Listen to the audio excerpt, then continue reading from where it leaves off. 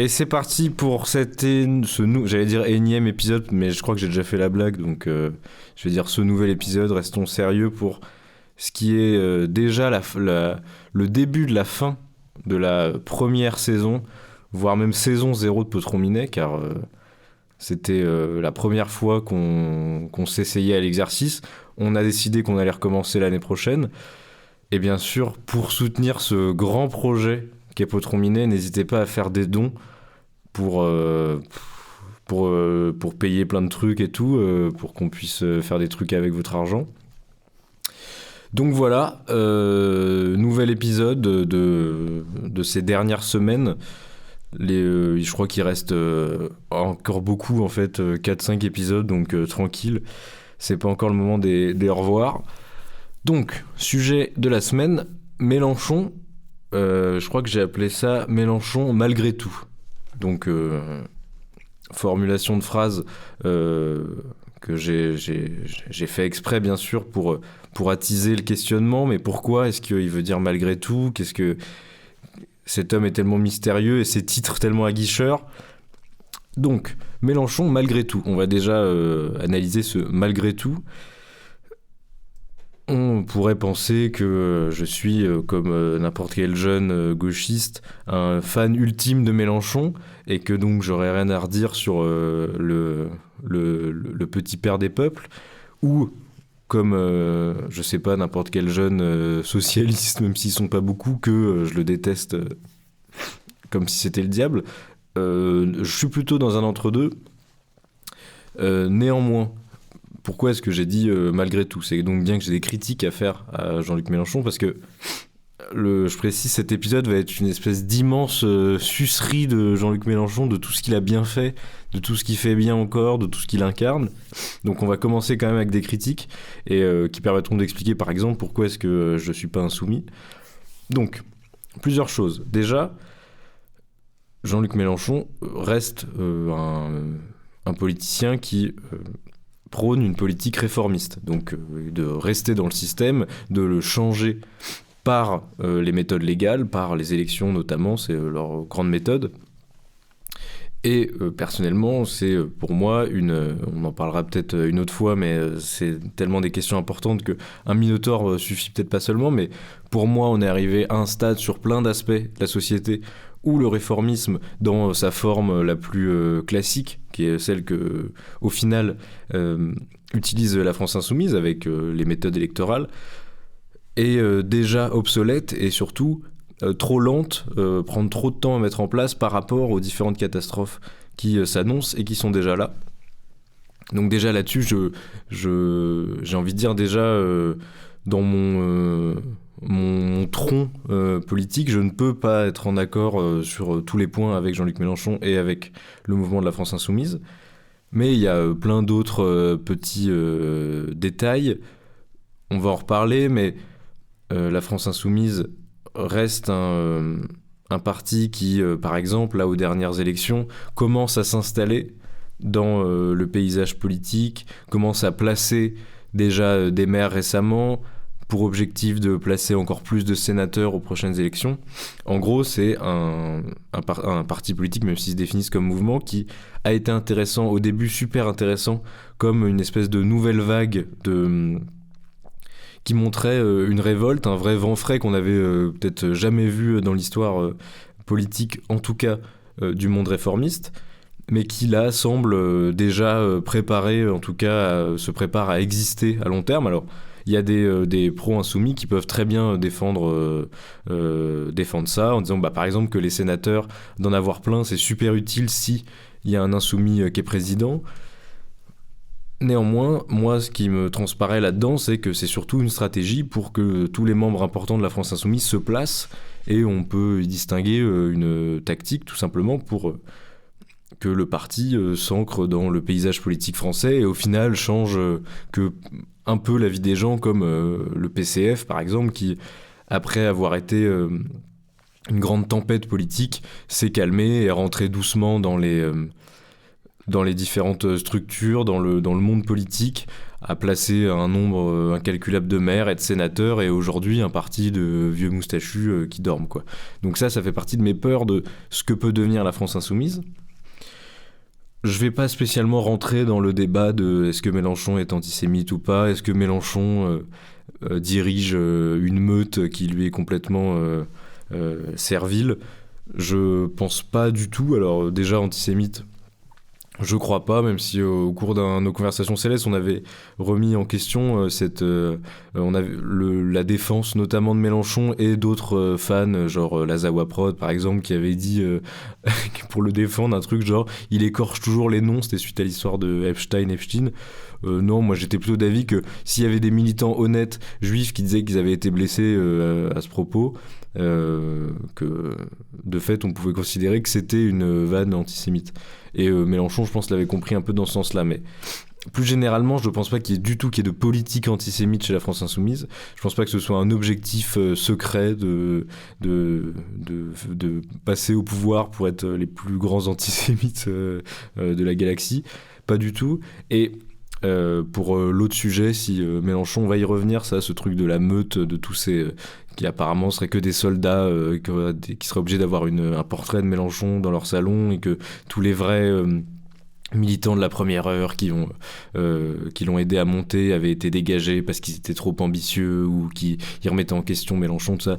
C'est des trucs qui, moi, personnellement, déjà m'intéressent pas, parce que je trouve que c'est pour l'antisémitisme que c'est simplement une tactique à la fois des médias et de l'opposition pour diaboliser un parti politique qui au final est, comme je l'ai dit au début, d'un réformisme quasiment fade, quoi. Parce que je rappelle un truc, vous regardez le programme de la France Insoumise, c'est au final le programme de Mitterrand en 80 en termes de changement de la société mis en avant, voire même le Jospin de 97. C'est au final... Parler de SOSDEM, ce serait un peu méchant, mais c'est un programme d'une gauche de rupture, mais comme il y en a eu tant, et comme il y en a qui ont gagné. Bon, j'ai cité les deux seuls, hormis peut-être le Front Populaire, mais récemment, en tout cas, on a eu Mitterrand, puis Jospin en tant que Premier ministre. Au final, le programme de la France Insoumise s'inscrit là-dedans. Donc, pour l'antisémitisme, je trouve que c'est simplement une attaque qui, au final, n'est pas spécialement fondée.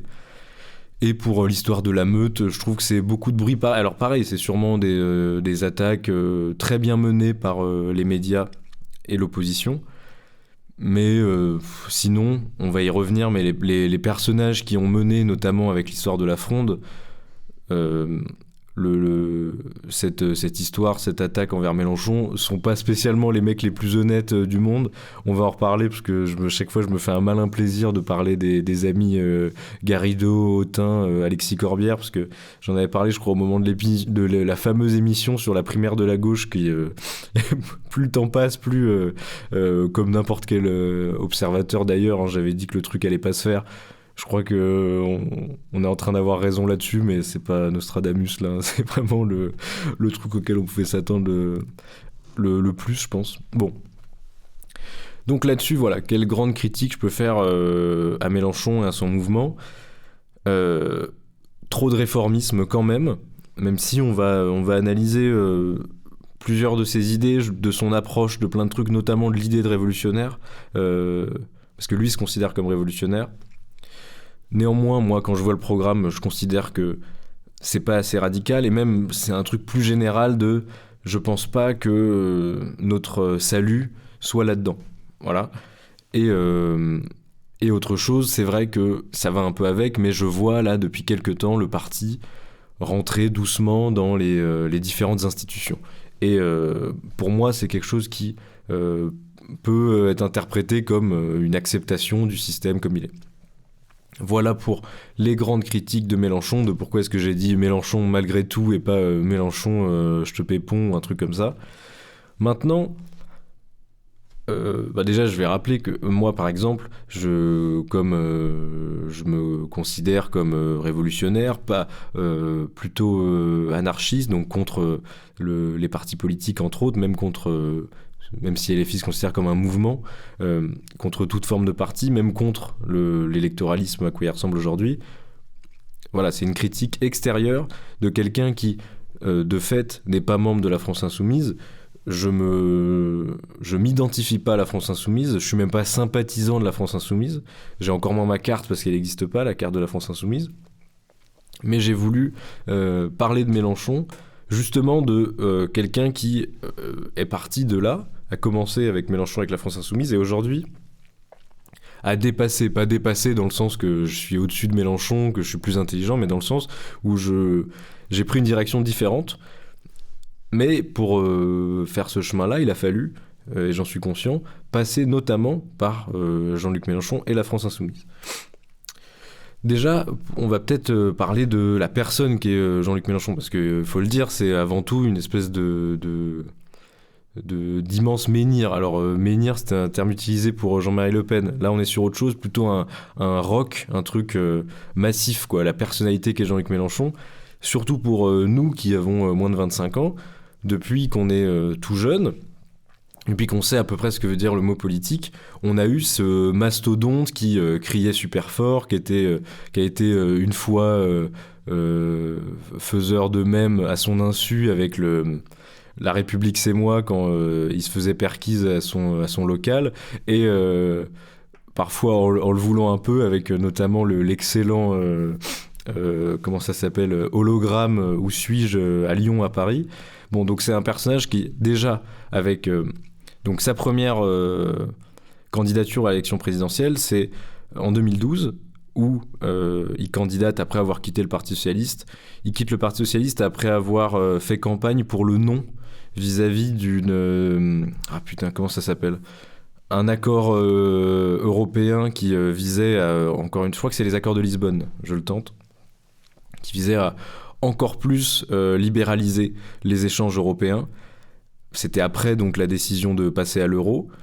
À ce moment-là, alors que Mélenchon, par exemple, avait été pour le traité de Maastricht notamment, là, Mélenchon et plein d'autres avaient incarné le non à ce traité de Lisbonne. Il faut savoir qu'il y avait eu un référendum de toute la France, de tous les Français, qui avaient voté majoritairement pour le non, et au final, ils avaient réussi à le faire passer main dans la main. François Hollande, il n'était pas encore président, et Nicolas Sarkozy, qui lui était président, avait réussi à le faire passer par un autre moyen. Et Mélenchon, suite à ça, avait décidé et c'était, je trouvais, assez honnête de sa part, parce que bien sûr, il reste encore cette réputation de traître, mais parce que le PS aime bien traiter n'importe qui de traître. Mais Mélenchon, suite à ça, avait dit « Je ne peux pas faire campagne pour le oui, je n'y arriverai pas, après avoir fait 8 mois de campagne pour le non, j'y arriverai pas, et donc je décide de quitter le Parti Socialiste. » Suite à ça, ce qui est une première, parce qu'il était adhérent depuis genre 75, quoi. Suite à ça, il fonde le parti de gauche avec des mecs qui venaient à la fois de la LCR, parfois des Verts, de mouvements plus petits, genre Ensemble, pas le Ensemble de Macron, Ensemble avant. Plein de petits partis qui se rejoignent. Parfois des trotskistes, parfois des écolos un peu de gauche, parfois... Déjà, il y a une espèce de melting pot de SOSDEM un peu radicaux, et façon Benoît Hamon, même si Benoît Hamon n'y était pas, plus des genres générations avant que ça existe, et même des trucs plus proches du NPA. Et à ce moment-là, Mélenchon fait partie du truc. Il n'en est pas la tête directement. Mais en 2012, il décide que ce sera lui, le parti décide que ce sera lui. Alors là, encore une fois, on peut se dire, gna gna gna, il n'y a pas d'élection. Bon, lui, il faudra peut-être demander à d'autres, à Clémentine Autain par exemple, lui raconte qu'il a été désigné et qu'il a dit oui. Donc il candidate, il fait une plutôt bonne perf. Je crois qu'il fait 12%. Là, c'est vraiment les chiffres à la volée, mais je crois qu'il fait 12%. Si j'ai juste, c'est peut-être encore pire, parce que c'est vraiment le fanboy, parce que j'avais 7 ans, donc je suis pas censé savoir. Ça veut dire que j'ai vérifié et que je suis vraiment ultra susboule, mais voilà, je balance ça. Ensuite, 2017, c'est sa première grosse campagne, où il est pas, bien sûr pas favori, mais où il représente déjà la grosse force d'opposition. Pourquoi ? Parce que c'est l'après-Parti Socialiste. Et là, il décide d'incarner ce fameux plus jamais PS, qui avait été aussi incarné par des personnages qui aujourd'hui prennent d'autres chemins, genre François Ruffin. François Ruffin est plutôt dans un mood de nouveau PS par pitié aujourd'hui, avec la primaire de la gauche, mais à ce moment-là, il arrive à incarner ça avec une bataille au début avec Benoît Hamon qui est d'abord devant et qui ensuite se noie un peu parce qu'il finit par demander une alliance tous les jours à Jean-Luc Mélenchon, et Mélenchon, en disant non, non, non, montre une figure peut-être plus forte et donc monte dans les sondages, et il finit avec un score de 19, coude à coude avec François Fillon, et devant bien sûr Macron et Le Pen. Et là, faut savoir que, alors lui, pareil, raconte qu'il n'avait pas prévu d'être candidat en 2017, qu'encore une fois, on lui a dit il faut que tu y retournes, bon, pourquoi pas. À chaque fois, et ça, il a arrêté de le dire après 2017. Après 2017, il dit juste que oui, c'est lui, parce que c'est son parti, car, j'ai oublié de le dire, mais avant l'élection présidentielle de 2017, le Front de gauche devient la France Insoumise. Alors, au final, la plupart des membres du Front de gauche restent à la France Insoumise. C'est plutôt une espèce de rebranding plus jeune, plus dynamique. Il y a des gens qui rejoignent le truc, qui à l'époque n'étaient pas politisés, des mecs comme Léaumont, tout ça, qui étaient juste pas majeurs quoi, au moment de la création du Front de gauche. 2022, c'est sa première campagne où il sait qu'il aurait pu, en tout cas maintenant on peut le dire, aller au second tour.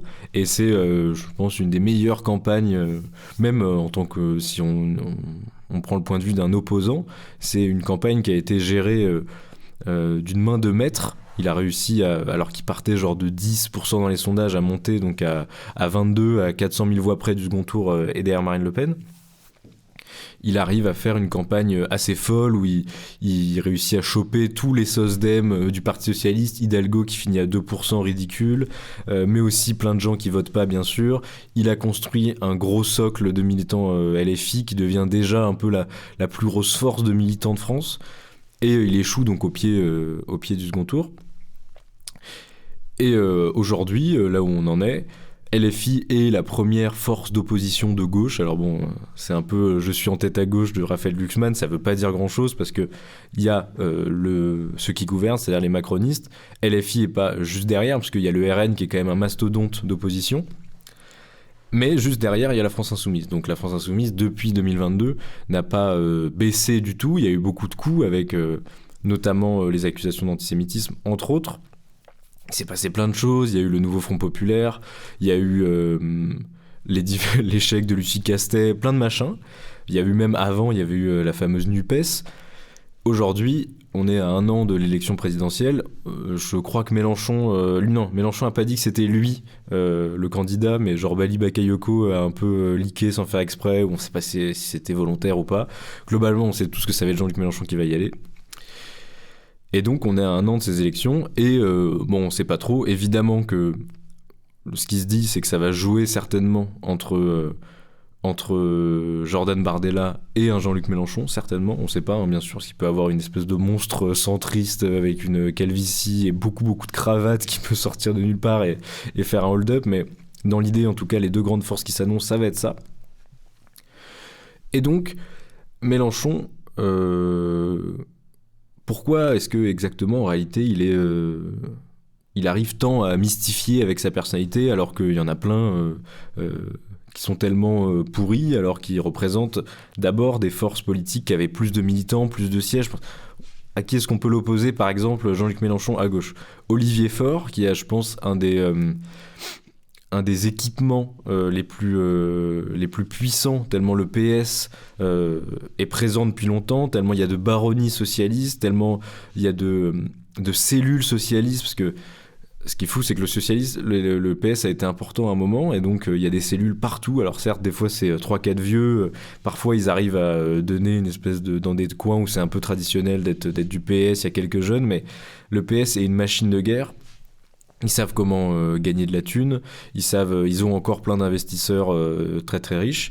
Le PS, en plus avec une histoire auquel tu peux te référer, alors bon, François Hollande, ça n'a pas laissé un grand souvenir, ça leur a mis un grand coup, mais bon, quand tu parles de Mitterrand, tu vois, ça, normalement, les gens, ça leur parle. Même un Jospin, après on l'a vu, quand Jospin est mort, alors que ça a été un mec...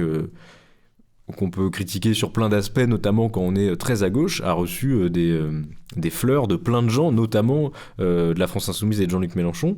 Bon, quand t'es au PS, normalement, tu peux faire valoir plein de machins. Mais Olivier Faure est tellement liquide, tellement pourri qu'il incarne rien à part une espèce de parti qui veut survivre absolument à travers l'union, puis les trahisons, parce que, en fait, Olivier Faure incarne bien le Parti Socialiste, dans le sens où c'est un mec qui, comme tout le reste de ses membres, veut juste garder un siège, une place, en gros des indemnités et le confort qui va avec. Pourquoi est-ce que au final, Mélenchon est meilleur qu'un Olivier Faure ? Il y a plein de trucs. Déjà, il a incarné, on l'a dit, pourquoi Olivier Faure, il est pourri et pourquoi Mélenchon, il est beaucoup plus fort. Eh ben, il y a ce fameux plus jamais Parti Socialiste. François Hollande a mis un tel coup au Parti Socialiste, tant il a été libéral, tant sa politique de gauche a été floue, parce que le mec ne parle que d'une chose, et c'est très bien, le mariage pour tous, qui est un truc qui est passé en 2013, donc 1 an après le début de son mandat. C'est un quinquennat, donc il restait 4 ans. Hormis ça, on ne sait rien. Il y a eu la tentative de faire passer la déchéance de nationalité, la loi travail, qui sont des trucs qui, comme l'a été le mariage pour tous, mais dans l'autre sens, des trucs majeurs de droite. François Hollande, c'est ça qu'il laisse comme trace. Il y a eu il y a eu Nuit debout, il y a eu tellement de grands mouvements portés par plein de gens de gauche, qu'au final, le Parti Socialiste, quand on sort du quinquennat de François Hollande, c'est ça. Et Mélenchon a réussi à saisir ce truc-là, du plus jamais PS, alors qu'en fait, là où ça a été un coup de maître, c'est que les gens disaient plus jamais PS, mais en même temps, Benoît Hamon, au début, a fait une espèce de percée dans les sondages, parce que les gens étaient, quand ils disaient plus jamais PS, c'était plus jamais Hollande, mais tellement le fantôme du Parti Socialiste était présent, en fait, vous voyez, les gens étaient quasiment prêts à y retourner avec un Benoît Hamon, parce qu'il était censé être plus de gauche.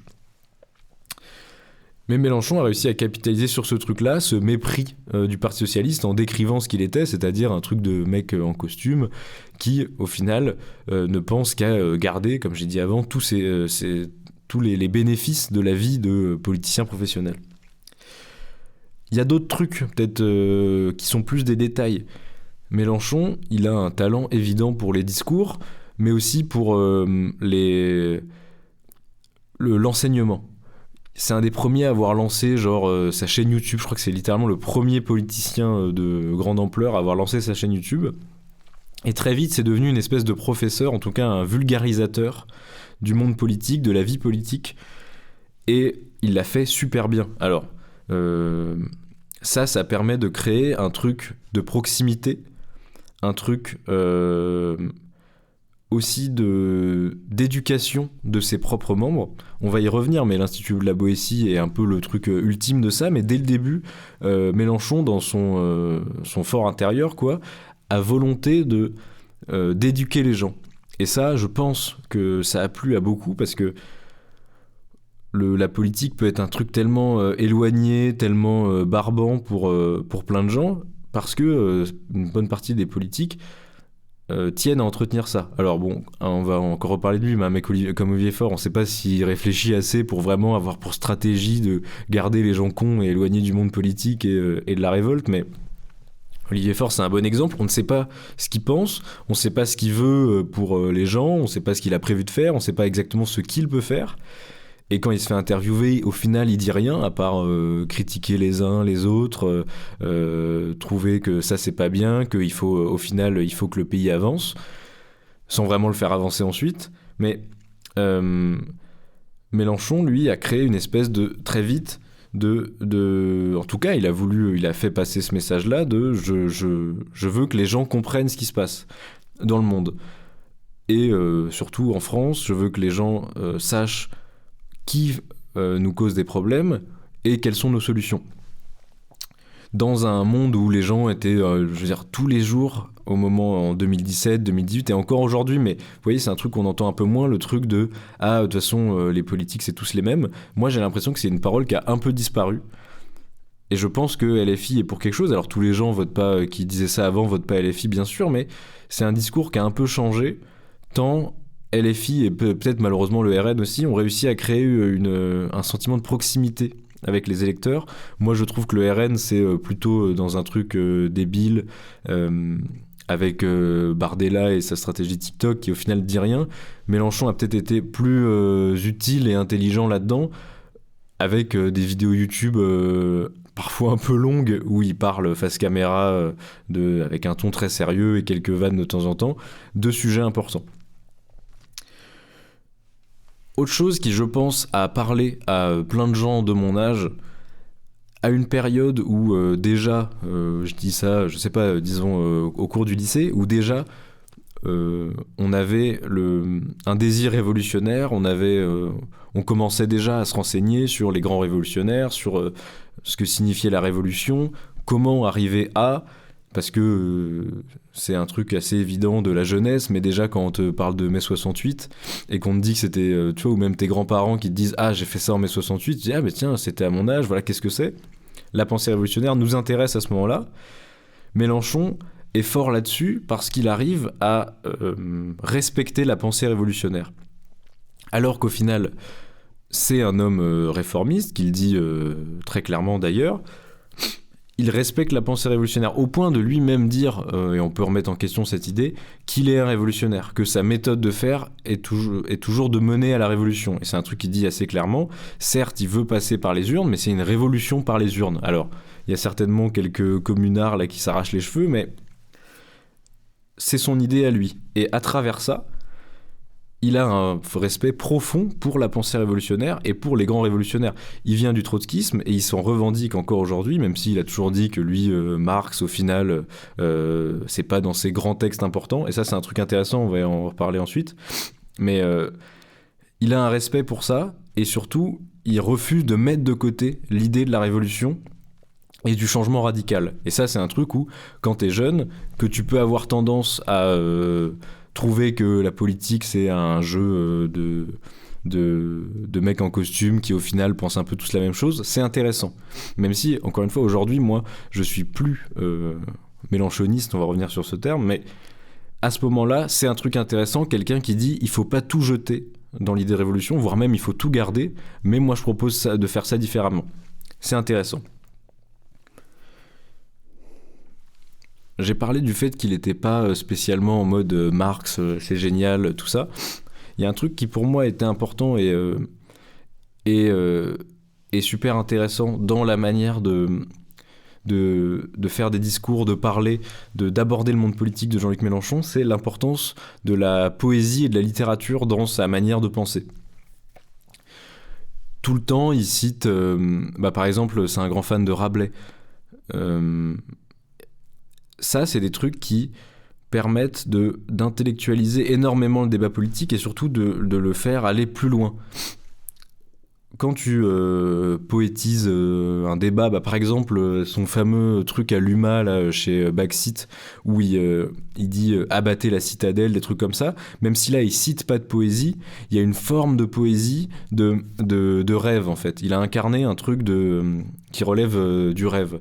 Et c'est un super important pour la gauche, parce que la gauche a toujours... dans ces moments les plus importants, fait exister la poésie, la littérature, l'espoir. La Commune de Paris, c'est un bon exemple.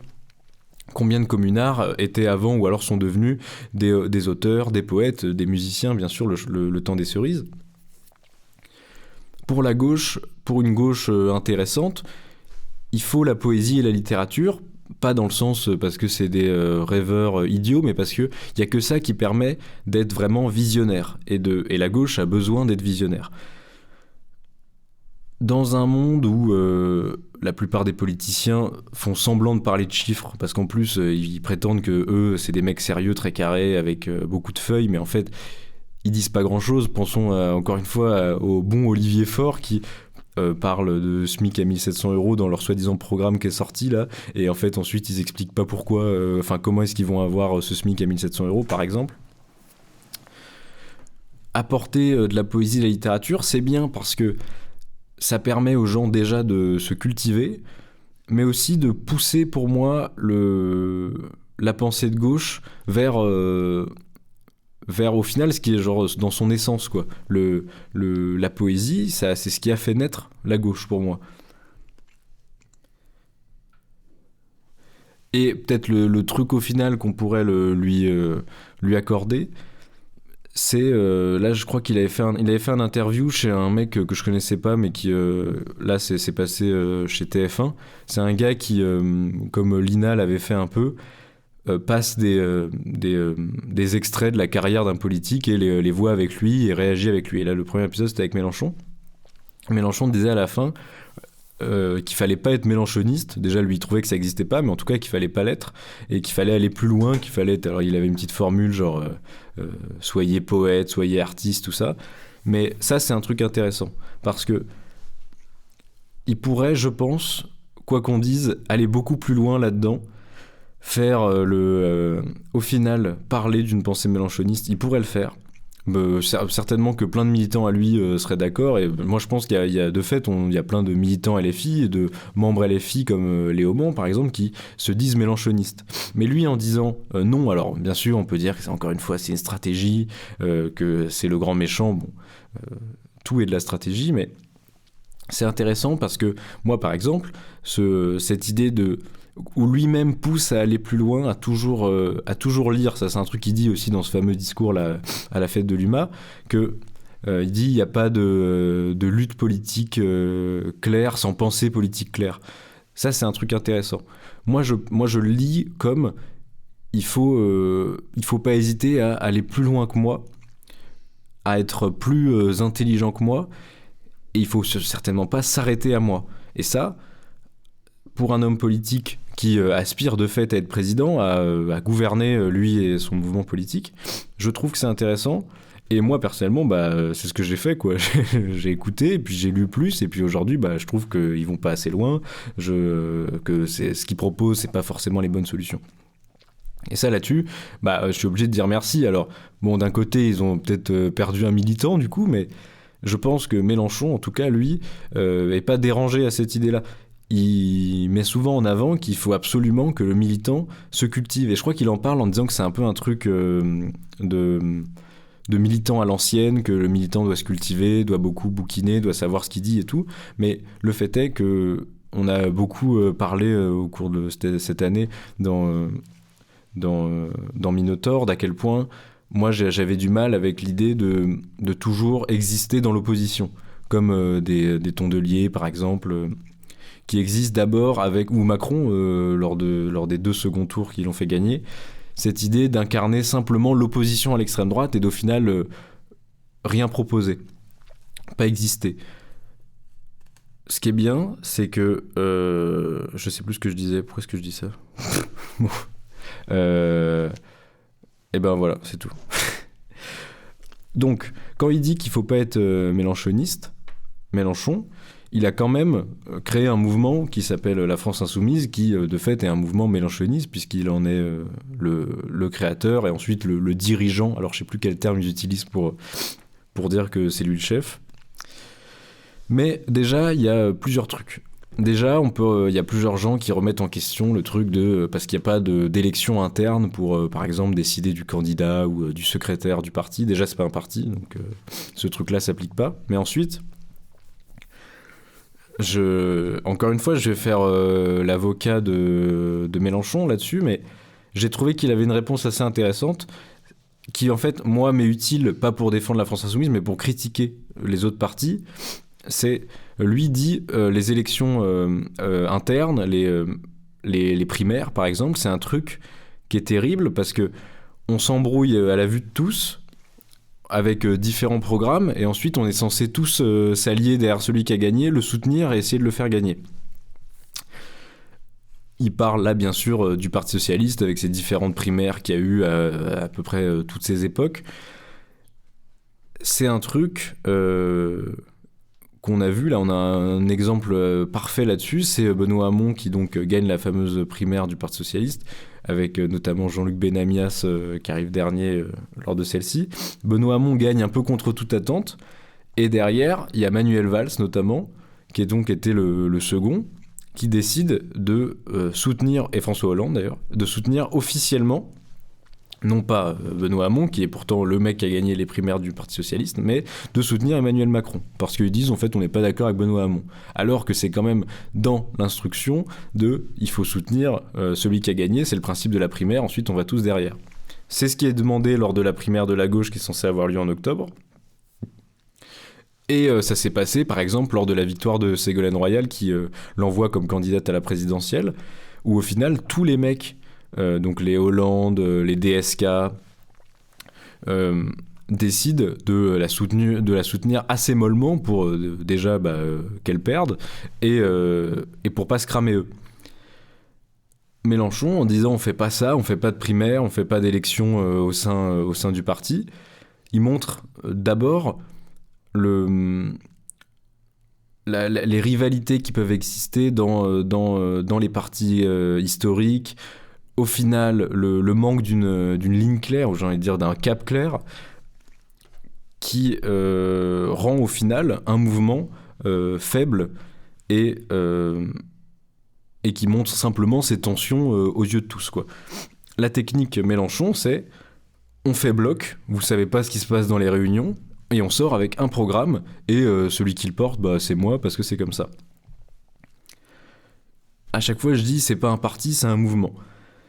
C'est plutôt intéressant, ce truc-là du mouvement, parce que c'est pareil, c'est un truc qui, moi, je l'utilise comme une critique du parti. Qu'est-ce que ça veut dire, le parti ? C'est des espèces c'est au final des technocrates qui s'accrochent à leur siège, qui font des fausses élections en interne. En plus, il faut savoir que le Parti Socialiste a plein de casseroles, d'histoires où à un moment, pour voter un tel truc, en fait, il y a eu des bourrages d'urnes. Il y a pareil chez LR avec quand ça fait voter des chiens, quand ça fait voter des morts depuis 20 ans.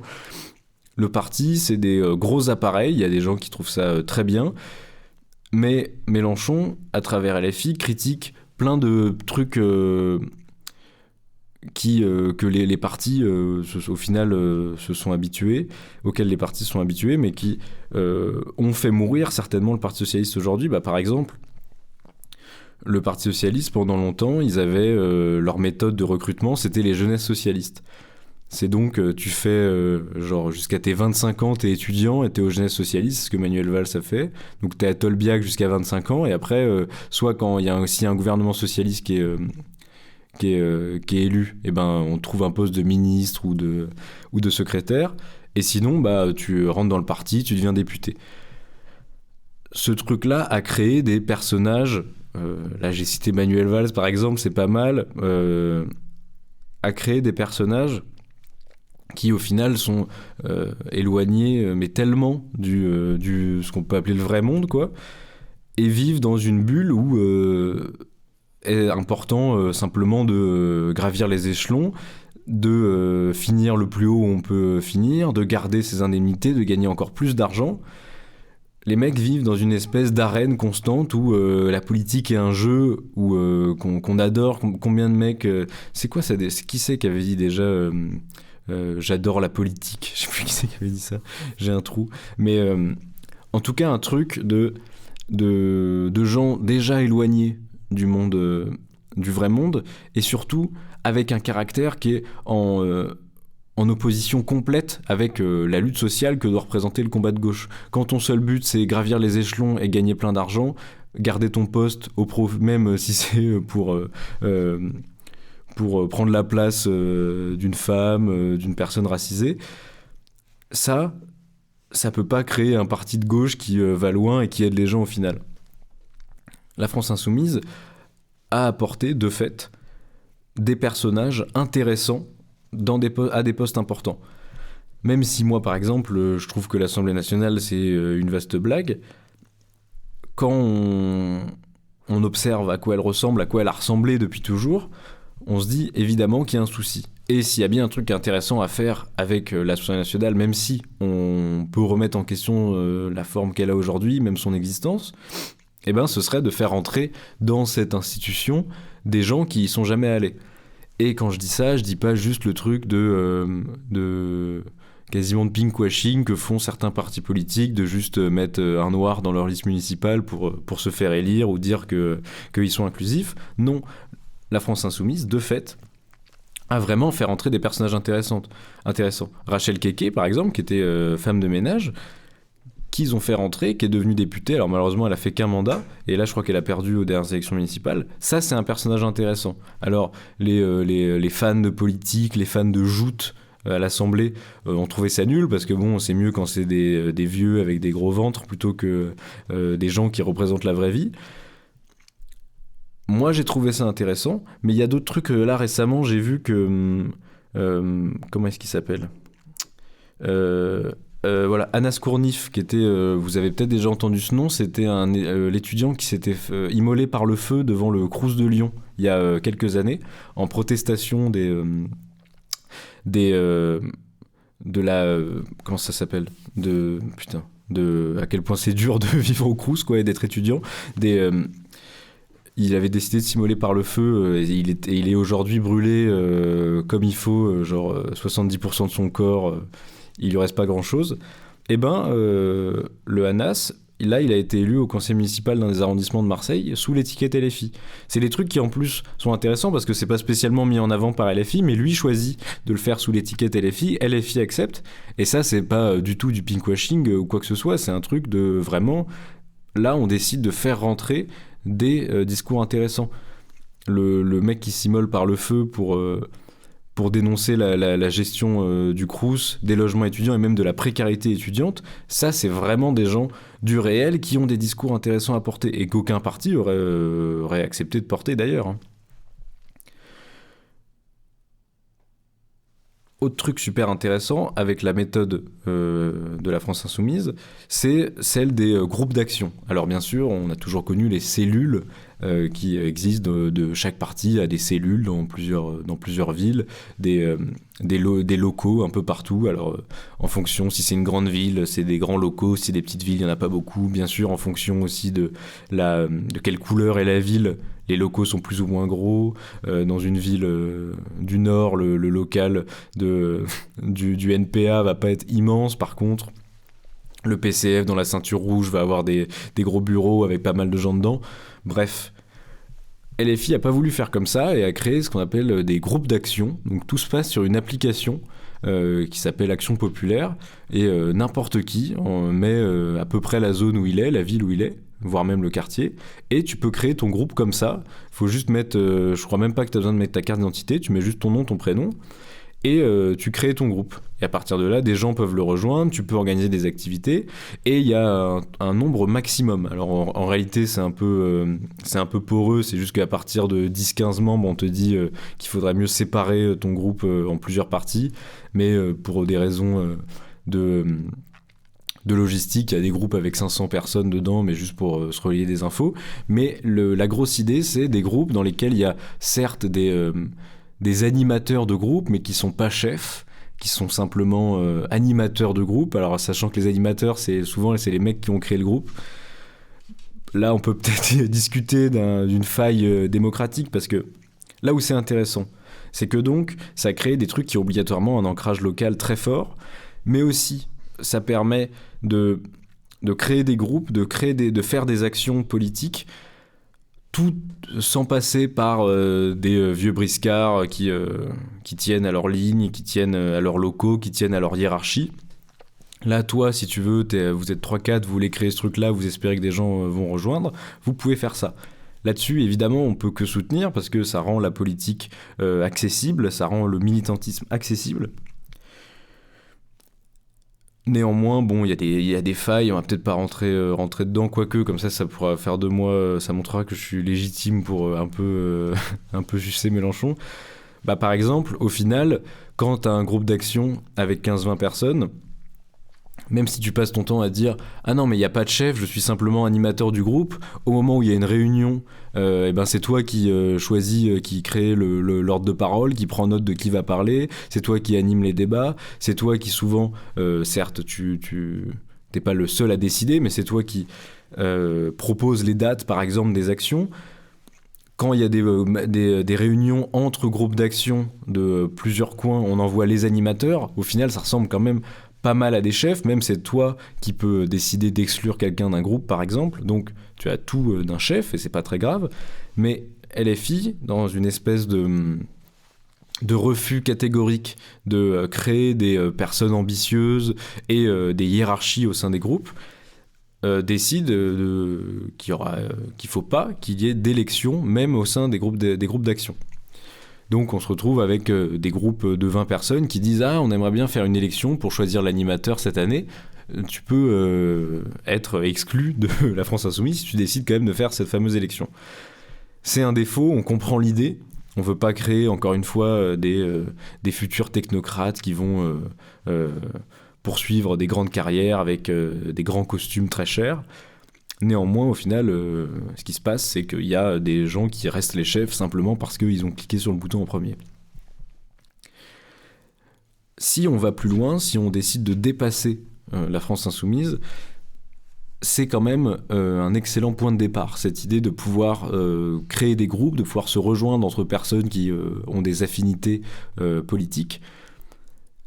C'est intéressant. Et moi, ce que je préconise, c'est faites un groupe d'action de la France Insoumise et 2 ans plus tard, brisez le groupe sur Action Populaire et devenez un groupe autonome au service des soulèvements de la Terre et faites les vraies choses. Mais donc il faut s'éloigner de cette idée de la France Insoumise parce que ça va pas marcher, mais cette manière de faire permet de fait à faire entrer des gens en politique qui seraient pas rentrés autrement. Déjà, c'est assez con, mais l'idée que ce soit simplement par une application, on a juste à cliquer, on a toutes les infos, c'est un peu différent que d'aller sonner au local du PCF de Meudon-la-Forêt, où t'es accueilli par un vieux monsieur moustachu ou une secrétaire avec des lunettes rouges qui te donne un formulaire à remplir et ensuite il y a rendez-vous tous les samedis à 19h30 dans le bar le point levé, tu vois. Là c'est autre chose, mais hormis ça même, c'est un truc qui encore une fois permet de briser des vieux codes, des vieilles hiérarchies qui je pense ont fait beaucoup de mal à l'inclusion dans la politique. Après voilà, moi, ne soutenant pas la politique de la France Insoumise, je trouve ça juste très bien de pouvoir se rassembler entre gens militants pour ensuite secrètement devenir anarchistes, quoi. Parlons de cette fameuse purge, parce que j'ai un peu parlé là du fait que LFI était contre les technocrates, contre les gens qui tenaient à leur siège, on va dire ça comme ça.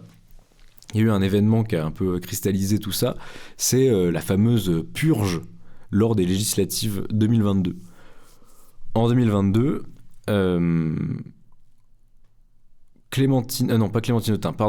Raquel Garrido et Alexis Corbière et une autre personne que j'oublie tout le temps, qu'on va appeler la troisième personne, ne sont pas réinvestis par la France Insoumise et donc le nouveau Front Populaire dans leur circonscription. À la place, la France Insoumise décide de nommer pour Raquel Garrido Ali Diouara et pour Alexis Corbière, je ne sais plus. Encore une fois, là, c'est toujours un maximum de sérieux et de travail en amont chez Minotaur, mais c'est parce qu'on va surtout s'intéresser au cas de Raquel Garrido. Et donc, Raquel Garrido et Alexis Corbière se retrouvent sans l'étiquette NFP. En réponse à ça, les deux décident de quitter officiellement la France Insoumise, parce qu'il faut savoir qu'ils n'avaient pas été virés de la France Insoumise, parce que déjà, on ne peut pas vraiment être viré d'un mouvement, déjà, parce que ce n'est pas un parti politique. Et ensuite, la deuxième vague, c'est François Ruffin, Clémentine Autain notamment, décident aussi de quitter la France Insoumise. Il faut savoir que François Ruffin n'était pas vraiment à la France Insoumise, il était à Picardie Debout qui était affilié à la France Insoumise, mais il décide de briser cette filiation. Et Clémentine Autain, elle par contre, était de fait membre de la France Insoumise et il décide de quitter le mouvement. Et alors là, on parle d'une purge parce que apparemment Raquel Garrido et Alexis Corbière avaient eu le malheur de parler mal de Mélenchon lors de réunions et même prévoyaient de le faire tomber. Et donc, ils avaient été punis pour ça et on avait décidé de les purger.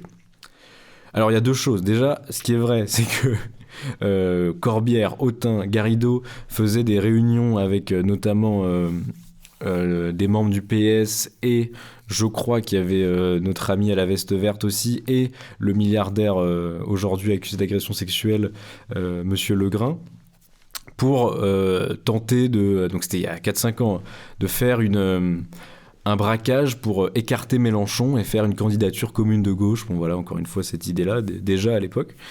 Et effectivement, ça l'avait un peu foutu mal et on comprenait avec le temps que Alexis Corbière et Garrido, qui étaient des compagnons de la première heure de Mélenchon, commençaient à essayer de le dépasser, de s'en séparer, en tout cas chercher un moyen pour passer devant. Donc déjà, bon, est-ce que dans un mouvement qui revendique une unité complète dans le programme et dans les personnes qui le mènent, mais même dans n'importe quel contexte en fait, est-ce que c'est pas légitime de vouloir légèrement écarter quelqu'un qui, globalement, disons-le, fout la merde dans ton truc? Bon, l'autre raison, qui est là officiellement pour moi encore plus justifiable, c'est à la place de Raquel Garrido, on a décidé de nommer Ali Diouara, qui à l'époque était inconnu du grand public, aujourd'hui il est député bien sûr, qui était un mec du monde associatif de la ville de Saint-Denis. Il avait créé l'association Saint-Denis au cœur, qui était un membre important du monde associatif de la circonscription concernée. Pourquoi ? Eh bien parce que au moment de la création du NFP, ça avait été dit que l'idée était d'investir un maximum de personnes issues du monde civil, syndical et associatif. En gros, aller plus loin que les traditionnels politiciens professionnels. Au final, nommer Ali Diouara à la place de Raquel Garrido, qui, je rappelle, est une journaliste TPMP qui ensuite a tenu son siège pendant 2 mandats et qui se régalait des indemnités au point de, je crois, avec son compagnon Alexis Corbière, sous-payer notamment leurs femmes de ménage. Bref, bon, au final, Raquel Garrido, c'est une technocrate qui s'accrochait à son siège comme pas possible, qui a été remplacée par un personnage différent de ce qu'on a l'habitude de voir, et bien sûr pas que par sa couleur, je vous entends raciste, mais surtout par ce qu'il représente, et parce que ça faisait partie des promesses du NFP. Donc à ce moment-là, tous ces mecs-là, je rappelle que Corbière et Garrido se font pas vraiment tège, ils sont pas réinvestis, mais tu peux pas être viré de la France Insoumise. Par contre, Autain et Ruffin font toute une histoire de ça, comme quoi c'est leurs grands amis, surtout pour Autain, qui se font injustement virer alors qu'ils étaient là de la première heure. Toute une histoire au final de gens qui auraient été très contents de garder leur siège jusqu'à leur mort. Là-dessus, LFI envoie pour moi un message intéressant, on l'a déjà dit, anti-technocrate, anti-personnage en costume, mais de manière fracassante et même impopulaire parmi pas mal de gens de la gauche bourgeoise, mais surtout, et c'est ça qui est amusant, c'est que la plupart de la population s'en est battu les couilles complètement de cette histoire-là, parce qu'en réalité, ça ne concerne que des gens qui tiennent à leurs 8 000 € d'indemnité. Et là-dessus, désolé, mais moi je salue le geste de Mélenchon de dégager au final des gens qui sont simplement des ultra-bourges qui s'en mettaient plein les poches depuis trop longtemps. Peut-être le dernier grand aspect intéressant de la France Insoumise, c'est alors que justement on fait que prétendre que tout ne passe que par la figure de Mélenchon, par le rock Mélenchon, sa voix, sa manière de parler. En réalité, la France Insoumise, c'est surtout un programme qui a été fait notamment par l'Institut de la Boétie, qui est leur institut de formation, leur think tank, qui est un programme tellement long, tellement de fait chiffré, qui leur permet à eux, depuis la création de la France Insoumise, même s'il y a eu plusieurs modifications avec bien sûr l'évolution de notre époque, qui leur permet de dire depuis plusieurs années, nous c'est simple, c'est rien que le programme, mais tout le programme.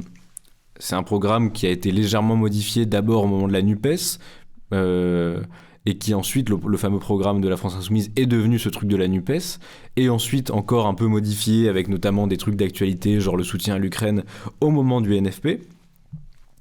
Et aujourd'hui, on a ce programme qui est la première force de revendication d'LFI qui dit « Oui, d'accord, ça va être Mélenchon, oui, c'est que Mélenchon, c'est un dictateur. En attendant, nous, on a un programme et tout ce qu'on veut, c'est appliquer ce programme. » Et c'est un truc qui leur permet de balayer déjà l'idée de la primaire de la gauche, parce que ils disent un truc intéressant, enfin Mélenchon dit un truc intéressant, il dit d'accord, mais une primaire fondée sur quoi ? Sur quel programme ? Qui porte, la personne qui gagnerait, elle porterait quoi comme idée ? Parce que, rappelons-le, c'est le plus important dans une campagne et dans un projet, parce que c'est un projet, une campagne, c'est le programme, c'est qu'est-ce que tu as prévu de faire. Là-dessus, on peut que saluer. Pareil, on peut. Moi, je suis pas un bandeur des programmes et des bons gestionnaires. Je m'en fous un peu. Mais dans un monde où, encore une fois, la politique est devenue un truc tellement flou, tellement éloigné pour la plupart des gens, et je dis devenu, c'est depuis, je pense, Mitterrand, que c'est plus un truc populaire, vraiment, la politique, en tout cas, dans son prisme électoral. On peut saluer le désir d'être clair, de se ranger derrière un truc, derrière, au final, des centaines, je crois que même c'est peut-être du millier de pages de chiffres et de projets qui sont accessibles à tous. Alors que, encore une fois, la plupart des partis, notamment à gauche, entretiennent un flou perpétuel qui leur permet de naviguer entre plusieurs eaux. Le PS, un bon exemple, par exemple, une fois le NFP, ensuite Michel Barnier. Là, on dit juste, voilà, on a prévu de faire ça, et puis c'est tout. J'aimerais, pour conclure cette émission, parler quand même, au final, d'affect. Je pense, moi, juste Mélenchon, pourquoi est-ce que j'ai de l'affection pour le personnage ? Parce que je me rappelle notamment du soir 2022 où, au moment où il doit faire un discours où il doit annoncer au final sa défaite, alors il racontait ensuite que lui, on lui avait dit qu'il allait peut-être pouvoir passer, au final, tout ça. Bon, à ce moment-là, c'est un discours de défaite et ça allait rester. Il parle... d'un truc intéressant, il théorise l'idée du faites mieux. Il dit, voilà, moi j'ai fait ça, bon, c'est dommage, on a raté, tout ça. Il dit, j'entends les jeunes qui me disent, on a raté, bon voilà, et tout. Et il dit, faites mieux. Et ça, c'est un truc qui vraiment, suivi par la conférence, je crois 1 ou 2 ans plus tard, voire moins, à la fête de l'UMA, où il redit abattez la citadelle, mais il reparle du faites mieux. Et quand ce truc de l'humain, il est intéressant parce qu'il va plus loin dans le faites mieux. Il dit faites mieux que ma génération qui a rien réussi à faire, tout ça. C'est un truc poignant où en fait, on se dit, quand on regarde ces discours-là, si lui avait pas été là, pour qui est-ce que on aurait milité à l'époque ? Bon, moi aujourd'hui, j'en suis plus, mais on se dit, là actuellement, qu'est-ce qui existerait de la gauche ? Qu'est-ce qui existerait des idées humanistes, des idées anticapitalistes, si Mélenchon les avait pas incarnées à ce moment-là, où c'était, je pense, même si on y est encore, le plus noir de la nuit, quoi. On est encore dans cette nuit, mais Mélenchon a d'abord su, pour moi, le moment de ce soir-là, en 2022, garder en vie quelque chose, alors qu'on avait un second tour, Emmanuel Macron, le plus impopulaire président de l'histoire de la Ve République, sans aucun programme, sans aucune prise de parole lors de sa campagne, et l'extrême droite incarnée par le RN, qui est, disons-le, rien d'autre que les grands méchants de l'histoire. À ce moment-là, Mélenchon, dans la défaite, lance un cri d'espoir, et surtout garde vive une flamme qui aurait dû s'éteindre, et qui, je pense, aurait pu s'éteindre ce soir-là, sans lui. Il a gardé en vie quelque chose, et là-dessus, moi, à partir de là, en fait, malgré toutes les critiques que je peux faire, moi, dans ma vie de tous les jours, dans ma pensée politique du mouvement insoumis, que je trouve, encore une fois, trop réformiste, Mélenchon, à ce moment-là précis, et même certainement, on peut le pousser jusqu'au NFP, au moment où, de fait, le Nouveau Front Populaire gagne, il arrive à refaire un discours poignant, mais cette fois-ci plus du côté de la victoire, mais où il continue, par en quelques phrases, être une forme de phare, quoi, dans ces moments compliqués, où on se dit à chaque fois, mais là,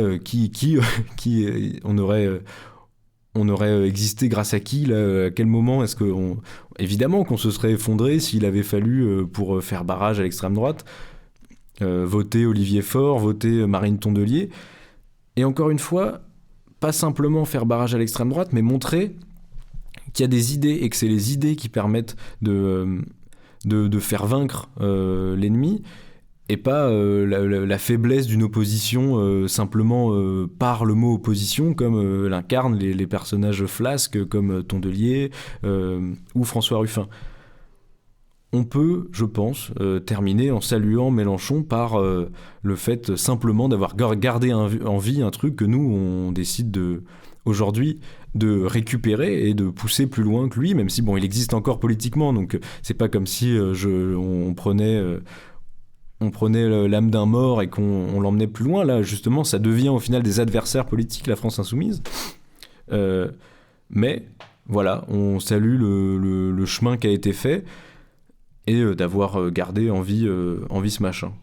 Voilà, merci à tous et à jeudi prochain.